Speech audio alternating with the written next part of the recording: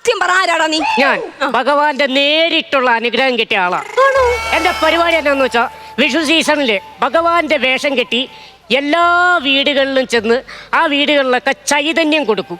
എന്നിട്ട് അവിടെ നിന്ന് ഇങ്ങനെ ഗുരുവായൂരെത്തി ഭഗവാനെ ഞാൻ ദർശിക്കും. എനിക്ക് അങ്ങോട്ടൊരു വിശ്വാസം വരുന്നില്ല. ഈ ചൈതന്യം അങ്ങനെയാണെന്നുണ്ടെങ്കിൽ ഇന്നൊരു ദിവസം എന്റെ വീട്ടിൽ കൂടി കൊണ്ടിട്ട് പോയാൽ മതി. ഈ ചൈതന്യം എന്തായാലും കുടികൊള്ളും. കാരണം കൃഷ്ണപ്പൂമ്പൊടി ഏറ്റുകിടക്കും വീടിനുമുണ്ടാം ഒരു ചൈതന്യം.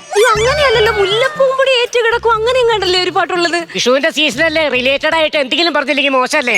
അത് ശരിയാ, എനിക്ക് അങ്ങോട്ട് വിശ്വസിക്കാനായിട്ട് പറ്റുന്നില്ല. അപ്പൊ ഇന്ന് ഇവിടെ തങ്ങുവോ? ഇവിടെ തങ്ങും. ആണോ?